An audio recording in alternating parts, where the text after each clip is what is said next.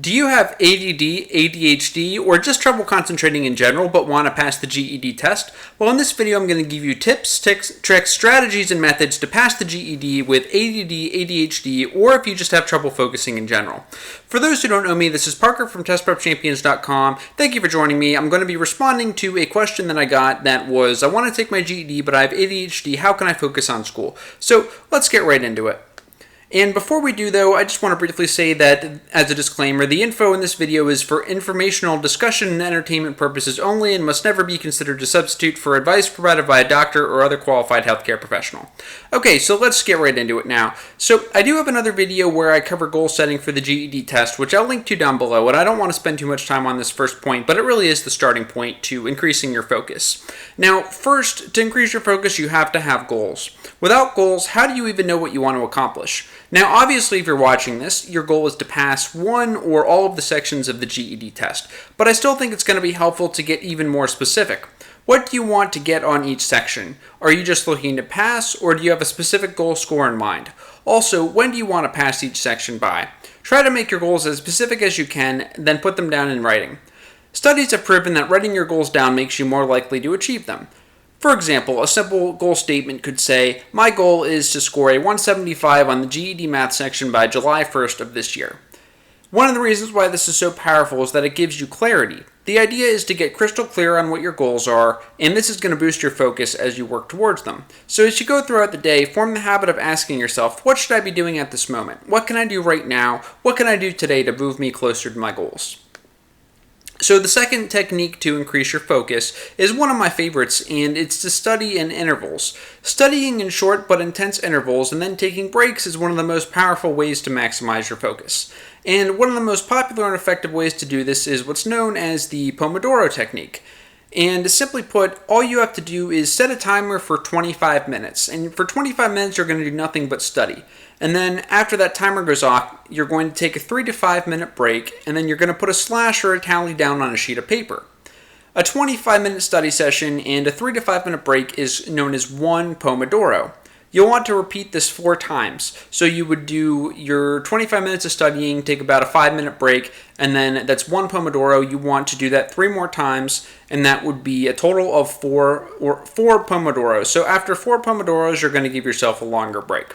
Now, you don't have to use the Pomodoro technique of 25 minutes of studying, 5 minutes of break. You can just use longer intervals if you want. So personally, I really like studying for 45 minutes and then taking a 15-minute break. Or you can do 50 minutes, then 10 minutes. 50 minutes of studying and then 10 minutes of a break. I like that as well. And so I would recommend that you do this for ADD, ADHD, or just having a shorter attention span in general. The studying in intervals and giving yourself a quick break where you do something fun and rewarding, that's really going to help you get more done and keep you on track.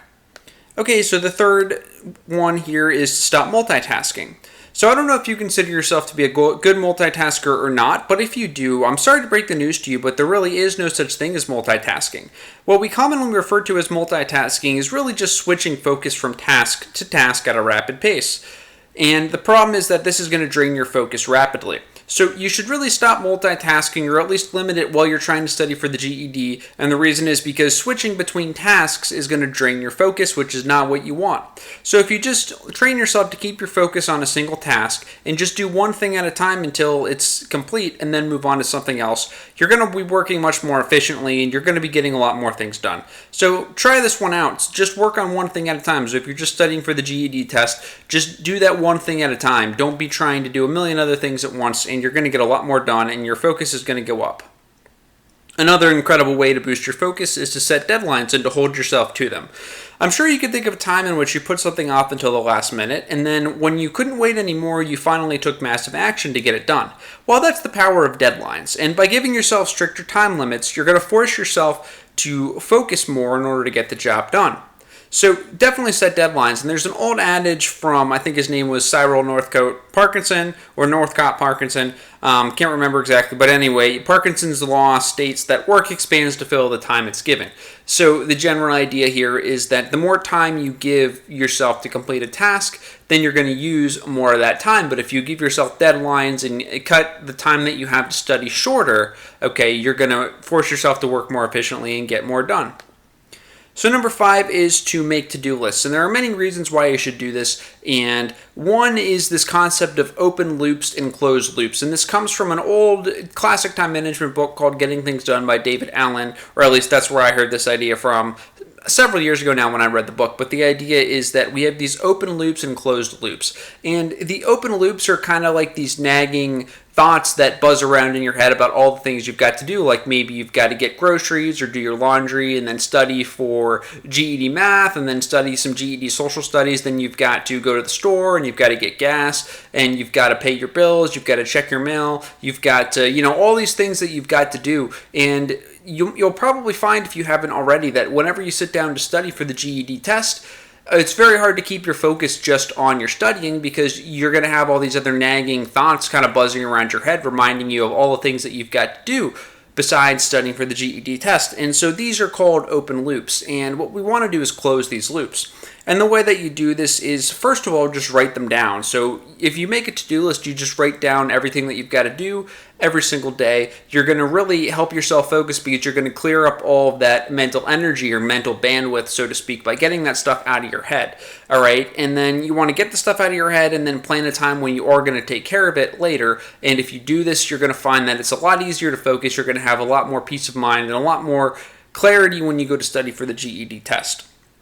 Now, when you go to make your to-do list, you absolutely do not have to use any kind of complex method. There are multiple different systems that you can use to do to-do lists, but simply put, it's common sense. It pretty much is what it sounds like. You might even do this already. This shouldn't really need an explanation, but simply put, all you do is just take a list. You can either buy a planner or just take a sheet of paper or use your phone. There's plenty of free apps out there, and you just list everything that you have to do. So it's really that simple, and the reason that you're doing this is to get all the junk outside of your head. Dump everything outside of your head. Try not to keep all the stuff in your head because that's just going to distract you from your GED studying. All right, so number 6 is to power down.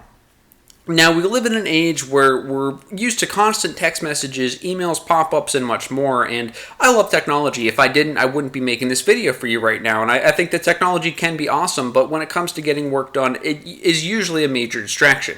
So the obvious solution would be to silence your phone and put it out of sight, or even shut it off altogether, to close out all tabs of your computer that are not relevant and really turn off your music. Some people like to study with music, but I generally don't recommend that. I just think it's distracting for a lot of people, but you might like it. You can try that out and experiment, see what works for you. But as a general rule of thumb, you want to shut off all devices, just clear everything out of the space, get everything off your desk, get everything that could possibly distract you out of the way. And this is going to usually mean all of your electronics. So with your computer, like I already said, just close out all the tabs, keep yourself focused on just one thing at a time here.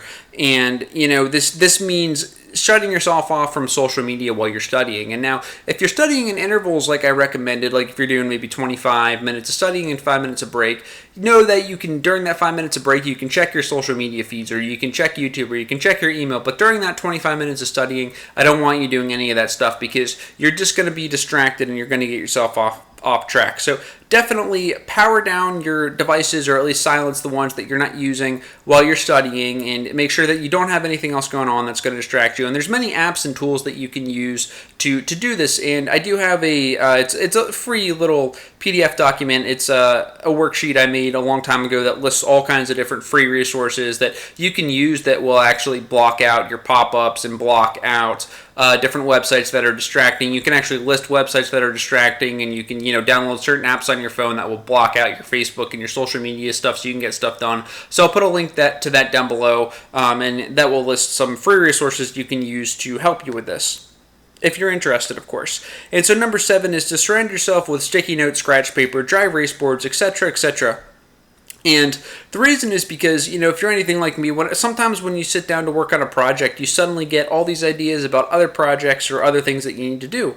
And you should be grateful for these insights, right? But you don't want them to throw you off or break your focus from the original task. So a good way a good thing to do is to just have some kind of sticky notes or even notebooks or erasable boards around you. So whenever you get these new ideas or insights for other projects that you're working on, or things pop up that you remember that you have to do, just have something nearby where you can keep track of them.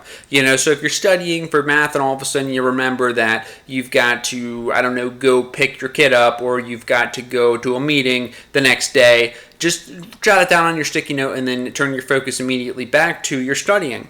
And this is going to help you focus, because as soon as you get all the stuff out of your head, it's not going to be in there, hopefully, and it's not going to be buzzing around in your head to distract you and keep your attention off of your studying. So another really good tip is to visualize an obnoxious alarm clock. So this comes from Dr. Bernstein's book, Test Success, which I'm a really, really big fan of. But I kind of put my own twist on this, but that's where I got the idea. So right now, as you sit there and you're listening to this, you can actually try a little thought experiment with me. All you have to do is just form a very crystal clear picture of an alarm clock in your mind's eye. Just picture that alarm clock, and then you want to make the clock as loud and obnoxious as possible. So think, what does your alarm clock look like? What does it sound like? Is it a digital clock? Is it an analog clock? Try to make it very outrageous and make the picture outrageous, put in more detail so it's going to be easier to remember. And so whenever you catch your mind wandering, whether it's while you're studying or when you're taking a practice test or whatever during your reading at any other time, just imagine that your alarm clock is just blasting as loud as it can.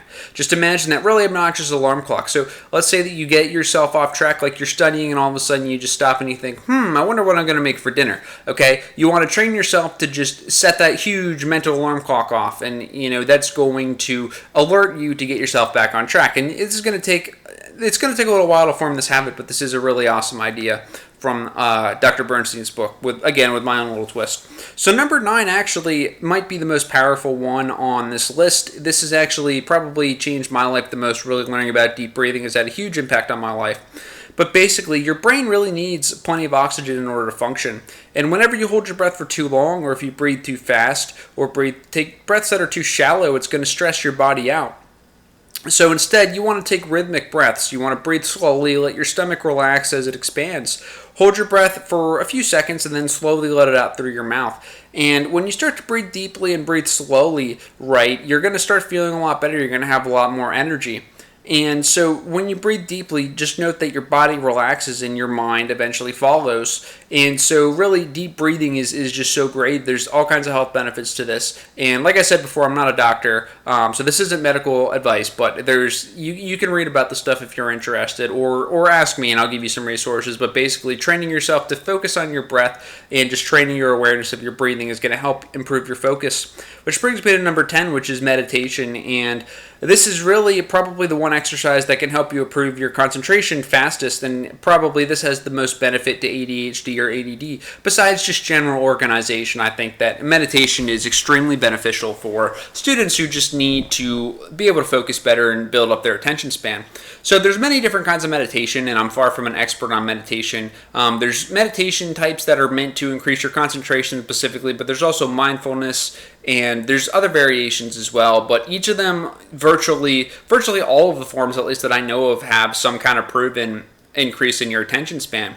And so I'm not an expert in meditation. There's plenty of resources out there, but I'll give you just a little technique that I've used before here. So really, the simplest way to meditate is to just go find a quiet place on the floor. You can get a rug or a mat, but you don't need one. You don't have to go out and buy anything. A carpet is just fine to use, just somewhere fairly comfortable. And you just sit up very straight, close your eyes, cross your legs, and place your hands on your knees with your palms facing up. You can also fold them in your lap if you want to. Like I said, I'm not an expert in meditation. Some experts will argue that different kinds of postures and different ways to hold your hands and different ways to hold your heads have a big impact on your meditation practice. And there's probably some truth to this, but for our purposes, it's not that important. You just want to sit down straight, close your eyes, and rest your hands and on your lap, or just keep them on your knees with your palms facing up. And if this is comfortable, just use a chair, or you can lay down. Just be careful that you don't get so comfortable that you fall asleep. And you want to really relax and just start taking deep breaths. Try to clear your head and just concentrate on your breathing. And as you breathe in your head, just say rising to yourself. And then as you breathe out, say falling to yourself in your head. And you just keep repeating this as you inhale and exhale. So as you inhale, rising, exhale, falling. And you would just say rising, falling, rising, falling, rising, falling in your head. Okay. And you can do that. Or another thing you can do is as you breathe in, you can say in your head. And then as you breathe out, you just think out in your head. So you go in, out, as you breathe. And of course, you're not going to say in, out loud. I'm just doing that to show you the example of what I mean. But you would say that in your head. Another thing that you can do is you can count, right? So you can, as you breathe in, you can think 1, and then as you breathe out, you can think 1. And then as you breathe in again, you think 2. Then as you breathe out again, you think 2. So and you can go up to 10, and then you can start over again. That's a really good way to work on your concentration. But like I said, these are just some ideas to get you started with this. Meditation is a big topic that, I'm sure if you're interested in, you can explore on your own. Just YouTube it, search it on YouTube or Google it, or ask me. I can give you some resources. But while you're meditating, your mind is going to wander, but that's okay. Each time your mind wanders, you just have to become aware that you've lost your focus and bring your attention back to your breathing. And slowly, actually, it doesn't really take that long. Within a few meditation sessions, students usually say that they're already experiencing an increase in their concentration. But the more that you meditate, you're really going to start improving your concentration more and more, and it's going to carry over to help you concentrate in other aspects of your life. All right, so meditation really is really, really amazingly powerful, and it really is. And if you're really serious about improving your attention span or your quality of life with ADD or ADHD, I really recommend looking into meditation. Another great exercise is yoga, and yoga is amazing because you can just Google or go on YouTube and just find yoga with Adrian or some other yoga channel. There's plenty of free resources, and there's paid stuff out there. You can do yoga classes in your community, whatever. But yoga is meditative, so yoga and meditation go hand in hand. I don't meditate and I don't do yoga regularly, but I have done them off and on in the past, and it has benefited me. There's many benefits to it. But anyway, let's keep moving, because really I could just ramble on and make a whole video about that. But this one is called the fishbowl technique, and this is a technique that you can use right away. You can use this very fast to get results. And this one I learned from U.S. Navy SEAL Mark Devine, or Divine, I'm not sure how you pronounce it, but in his book Unbeatable Mind. And the way this works is you just want to go somewhere quiet, relax, and take some deep breaths. Now, this could be say you sit down at your desk to study and you've just got a lot on your mind. You could just take some deep breaths and just imagine that your head is a fishbowl and that the bowl is filled with murky, cloudy, dark water.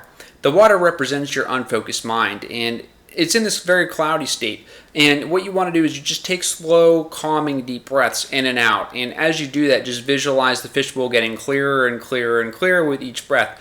And after 10 to 20 breaths, with each breath, you're picturing the fishbowl, you're picturing the fishbowl being your head.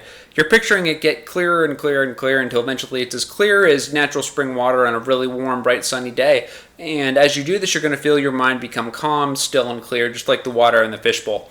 So this might seem kind of out there, but this technique is very powerful. And like I said, this comes from a U.S. Navy SEAL. So this is a really an awesome technique. And so one other one that I want to throw out here that I didn't make a slide for is the reverse countdown technique. So you could go start from 5 and you could count in your head 5, 4, 3, 2, 1, 5, 4, 3, 2, 1, and just do this over and over again if your mind is just really cloudy and you're having trouble focusing. Or you could also pick a number, like you could start with maybe 30 and just count backwards from 30 slowly in your head as you breathe, or you could even do 100. And this might sound kind of pointless, but it's really not. It's to help you just calm your brain and just slow your thinking down so that you can focus and be present in the moment. So the last one is called the dot method, and basically the way it works is you take a pen or marker and put a small dot on the wall, or you can just pick a dot on the wall. You don't have to write one, but if you do, you don't have to worry. You don't have to worry about people seeing it, because you're just going to make a little dot the size of the tip of a pen. No one's going to see it. They don't have to know it's there. But you pick this dot on the wall, and what you do is you're just going to pull up a chair a few feet away or sit across the room from it, and just pick a time anywhere from 5 to 20 minutes or more if you want to, and put a timer on, and you're just going to kind of meditate on this dot. You're going to focus on the dot, and you're just going to really try to focus on nothing but this dot until the timer goes off. And if your mind wanders, you just pull it back to the dot. And this is kind of like meditation. It's a little bit different in that with the dot method, there's not really a big emphasis on your breathing, but you can certainly tie that in here. But it's just basically a training technique to train your attention span and to train your focus. And so that's it. That's the video. Please let me know if you found this helpful down below in the comment section, or if there's anything I can clarify. If you want more content like this, give me a thumbs up. I'd really appreciate it. And subscribe to my channel for more videos like this to help you pass the GED test. Thanks, guys. This is Parker from DeskPrepChampions.com. Best of luck with your GED studying.